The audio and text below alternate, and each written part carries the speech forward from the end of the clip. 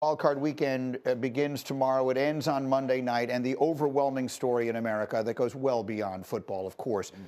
The horrifying wildfires in the Los Angeles area have caused the game on Monday night between the Rams and Vikings to be moved. It moved to Phoenix, Glendale, Arizona, where the Arizona Cardinals play, State Farm Stadium. It'll be played there Monday night, 8 p.m. Eastern, between the Vikings and the Rams. The NFL made that decision last night. Main reason they made that decision: allocation of resources in Southern California. You need first responders and police and people like that at an NFL game.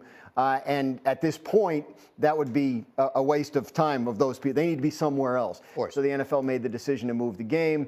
Rams have been practicing and are scheduled to practice again today. They're monitoring the air quality, make sure it's okay, but so far so good with that, and they'll head to Phoenix on Sunday. Absolutely. The decision to move the game is 1,000% the right one. The significance of a team having home field advantage obviously pales in comparison to the terrifying images and the terrifying things that are going on there. So we'll continue to monitor that as we go. In the meantime, let's turn our attention to the games that will be played in these Wild Card weekend here, and we will play a game of Who You Got. Lewis, let's go Vikings, Rams, that game Monday night. Who do you like Monday night in Arizona? I'm going to go with the Vikings. Look, I think Sam Darnold, I don't think he reverted back to who he was. I don't think this is the Jets version of Sam Darnold. He had some struggles in the red zone. He made some uncharacteristically off-target throws. I think he has a big-time rebound type of game, and so does Justin Jefferson. Once again, everybody here picking the same team. I never feel good about that. Yeah. EJ, Commanders, Bucks, who you got? Yeah, I got the Commanders, and the big reason why is their quarterback, Jayden Daniels, who has been elite against the blitz, you guys. Second in the league against that blitz, 90 QBR. And who likes the blitz? The Buccaneers do. They are actually third in the league. They get home 37% of the football time. So I expect Jayden Daniels to lead this team to a victory because of that ability to handle the blitz. Another he did it again. We all agree. I don't like it. RC, Packers, Eagles, who you got? Oh. I'm going with the Philadelphia Eagles. I mean, Saquon Barkley is a possible MVP this year if we wouldn't just continuously give it to quarterbacks. And also this defense of the Philadelphia Eagles. We've seen some leakage on the back end, but I expect Quinyon Mitchell, Cooper DeJean, Chauncey Gardner-Johnson to lock in on the back end, and Jalen Carter is an absolute game wrecker in the middle of this defensive line. I think Vic Fangio finds a way to be great defensively, but I know this offense will be physical with Saquon Barkley running the ball. Once again, whenever everyone thinks something is going to happen, it almost never does. Keeping that in mind, the return of Jalen Hurts off the concussion, it appears out of concussion protocol and ready to go. You have to monitor him, see if symptoms recur, and if they do, he goes back to the beginning. But full practice yesterday means he only has one more step to clear, and that's the official clearance to play. So the overwhelming likelihood is that he does play this game. Lewis, you're a defender in this game. You know what he's coming off of. How does that impact the way you approach the game? Look, I said it in the first hour, and look, and I say this with all due respect, especially when it comes to player health and safety. But you got to touch Jalen Hurts if you're a defender. You got to try and put him on the ground. You got to kind of see whether or not he's someone who can sustain the hits. And really, if you're Nick Sirianni and you're Kellen Moore, you're sitting there going, okay, look, how's this game going to play out? Do we need him to be put in harm's way? Do we need him to be getting touched unnecessarily out in this football game? And without, if A.J. Brown doesn't play and somehow Saquon Barkley isn't able to get going, if he isn't able to get 4 yards before he, encounters first contact, that's an insane number, by the way. Yeah. He's almost averaging 4 yards per carry before first contact. Yeah. I mean, that's way beyond the second level. Look, I think for him, though, it's all about about availability. And and a lot of that's going to be due to how they use him in this football game. RC, quickly again, as a hard-hitting safety that you were, how are you approaching Jalen Hurts if you're on that Green Bay defense? First of all, I have an intimate relationship with concussion protocol, so I also understand that part as well. But when you look at what Jalen Hurts is, I agree with Lewis. And it's not even about just touching him. It's seeing how he reacts to the touches. How will he react to physicality? Will he try to gain that extra yard? That's so much of what they do if you're the Philadelphia Eagles offense and Kellen Moore. And does this run game become one-dimensional? Because to me, it's a different run game when quarterback run is taken out of the equation. I expect to see some simulated pressure. I expect to see twist up front. They're going to try to touch Jalen Hurts in the run game and the pass game to see if they can affect him. Super quick. No, I was just going to say, look out for number 56, Edgerrin Cooper, and Xavier McKinney. Those are the guys who are most likely to touch him in a way he don't want to be touched. Right. Very quickly, EJ, do you expect something different from the Eagles' offense? Will they run all that RPO, all that stuff where we see him carrying the ball? They'll still run RPO, but if you look at the numbers, so the Packers are not great for runs inside the tackles. They're actually 24th in the league. Outside the tackles, they're second in the league. So I would just say let power, let inside counter, let ISO with Saquon Barkley be the lead. You still have to have the zone read responsibilities because you got to respect Jalen as a runner. You can still get 3 or 4 yards and slide and move on to the next play. And people who were just joining us just heard Lewis say, well, maybe A.J. Brown doesn't play. They're thinking, what's he talking about? Grouse, what is he talking about? I think he'll play, but he didn't practice yesterday. He does have a knee injury that he's trying to manage. My understanding is they didn't practice him yesterday because as part of the rest program, they want him on so he's ready to go on Sunday. I expect to see him out there. The question is, will he be limited at all by that knee? Listen, the only thing I know is if I'm the Green Bay, I'm not letting Saquon Barkley win this game. Yeah. With all the other stuff going on with the Eagles there, any other way I lose, I know I understand that, but that's just the one thing we're doing. Okay, I got to take a quick break. We're coming back to the Orange Bowl as we continue. The interception that changed absolutely Los Angeles with these wildfires. And the Rams and Vikings, not surprisingly, their game, Dan Graziano joins us, has been moved from Los Angeles because of that. What are the details that we can share It'll be played on Monday night at State Farm Stadium, the home of the Arizona Cardinals in Glendale, Arizona, still at 8 p.m. Eastern as scheduled. The NFL made that decision last night. One of the main reasons is resource allocation. You need to have like 100, 150 first responder, police, on hand to put on an NFL game.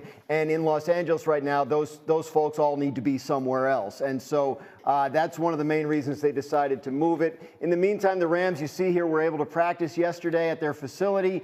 They sent some players home early because another fire had broken out near the facility, and people wanted to be able to check on their homes. As of now, the Rams are still scheduled to practice as normal today, but they're monitoring the air quality to make sure it's safe, and if not, they would move it probably to SoFi Stadium. Okay, so one way or another, that's obviously a story that is well larger than football. The decision to move it seems to everyone to be the right one and the obvious one. They'll play the game, and we look forward to watching it on Monday night on ESPN and ABC. Now, Dan, let's run the hurry up because there's a lot of injury news going into this wild card weekend, and so much of it coming from the game between the Packers and the Eagles, starting with Green Bay's quarterback. Jordan Love was a full participant in practice yesterday for Green Bay with that elbow injury, which is a really good sign, obviously, that he should be good to go. Been given no indication all week that he wouldn't play. Obviously, questions about, will the elbow affect him, but you see him here throwing in practice. Nothing, doesn't seem like anything special on his arm there. It seems like he should be fine to play. Same with the Eagles quarterback, Jalen Hurts, who's been in concussion protocol since December 22nd. He was a full participant in practice on Thursday for the first time since entering concussion protocol. That's a key step. It seems like the only step he has left to clear is to be cleared by the independent neurotrauma consultant to play on Sunday. Barring a setback, barring a recurrence of concussion symptoms, he should be good to go for that game Sunday. And the other question is, will he have his top wide receiver, A.J. Brown, who's dealing with a knee injury? He did not practice at all on Thursday. I've been told the Eagles expect him to play in the game, and that the reason they held him out of practice Thursday was as part of a rest plan to make sure that he's at his best come Sunday. But he is dealing with a knee issue, and it's something worth watching as to whether it'll affect him in the game. That feels enormously significant to me. Let's deal with both sides of this thing, Lewis. Let's start with the Eagles side of this. You've got a quarterback who's coming back,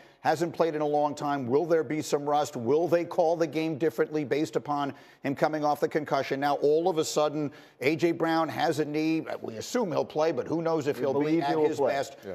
I'm thinking if I'm Green Bay, and this is just me, and you tell me, no matter what happens, Saquon Barkley is not beating me in this game. Right? I'm going to make someone whose name is not Saquon beat me in this game. Yeah, obviously they're going to allocate significant resources, to use that phrase, to try and limit Saquon. So is every other team. And he still went over 2K. The guys that's... So pleased to have you along. This should be a good one. We're set, and off we go here on EA Sports. On the return, here comes Cordero Patterson. And they'll bring him down just shy of the 30-yard line.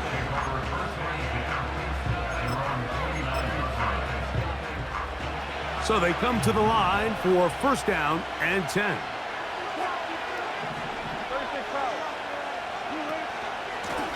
first carry for the Alabama product, Najee Harris. And he's going to be brought down up past the 45.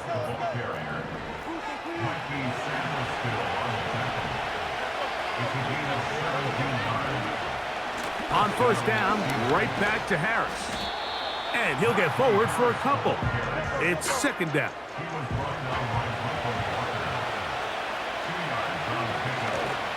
They'll give it to Harris again. And they're going to work this down inside the 45.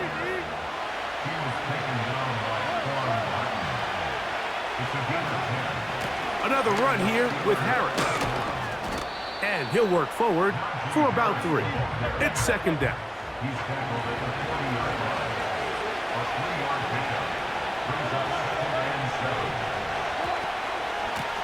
They're going to run out of the gun, and here's Harris. He'll pop this ahead for about 4, but it will set up third down.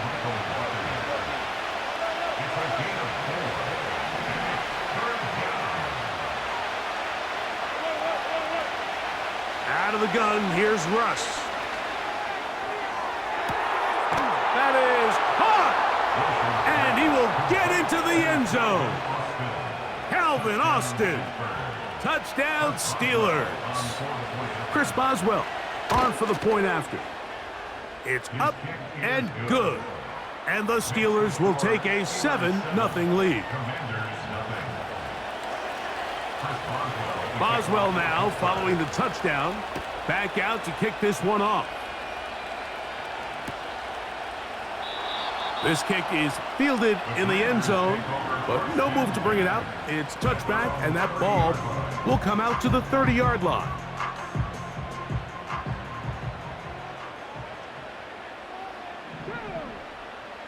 Right to the air goes Daniels.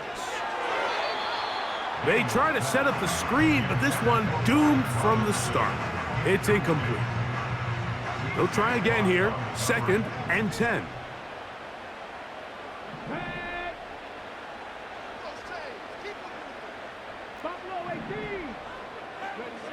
Operating from the gun, it's Daniels. And that's going to be incomplete. Coverage was good that time. The contact jarring the ball loose and forcing third down. Luke McCaffrey, the intended receiver. Now it's going to be third down.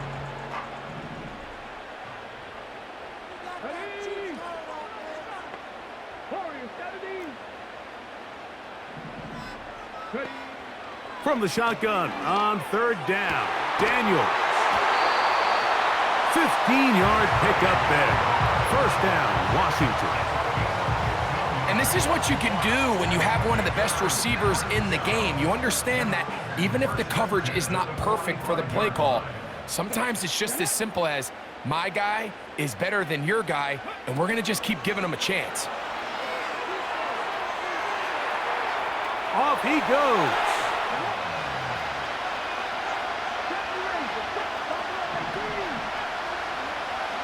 Now on 3rd and forever, he'll look to throw. Slings this deep from McLaurin. And he bats it away, and it falls down incomplete. Trying to get something positive to happen here before the break, and they sure need it. They went for the big one, but it winds up incomplete.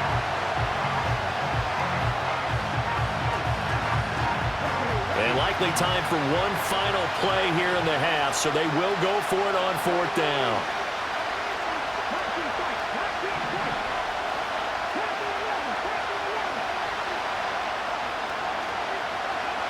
A final shot before break. Daniels slings this deep from McLaurin. And got his man complete. He's to the 15. And he's in for the touchdown. Because it is so simple. It's something that these two have done and thrown together for years and years. Maybe not to each other, but since Pop Warner. They've been running the go route. Just run right by him, and if you're even, you're leaving, and I'm going to drop it right over the top. Now to throw. And the conversion is no good as that pass falls incomplete. Going to be a little armchair quarterback after that call. Looked like the defense knew exactly what was coming. Well, time making this all but impossible, but they're going to try for the onside kick here anyway. And this is going to be covered up by the Commanders. That should just about lock up the win.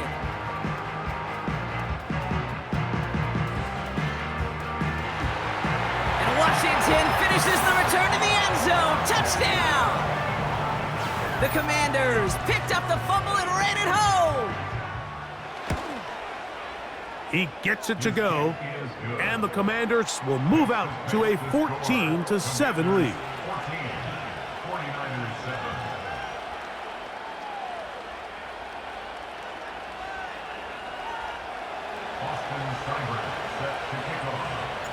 Seibert now following the touchdown. He's out to kick it away. And we'll see a return here from his own end zone. Not much on the return. They'll stop him at the 17.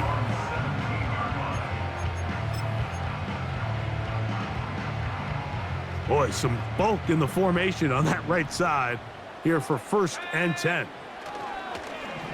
A play fake. Now it's he fumbled the football. And the defense has it. And there it is. The defense comes up with the big... Robinson will score. Touchdown, Commanders. So how about that for an answer? They get the touchdown there, and it's back to a one-score game here in the 4th. And that's what these guys have done all game long, because they've scratched and slashed their way to stay in this game. And by now, we should all realize they're not going away. Now the pressure again swings to their defense, because they're going to need to find some way to get the ball back. All right, now a big two-point conversion attempt still to come. Daniels going to try and throw for it. And it's intercepted at the goal line. Oh, no, he lost the football. And he will get into the end zone, and a two-point conversion will cut this down to a 6-point game. Here's Eckler. And he's brought down for a loss. The Commanders in the hurry-up. They're hustling for the line.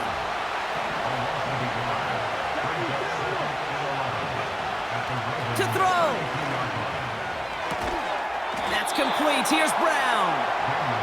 And they bring him down. Looks like he got it to the 27.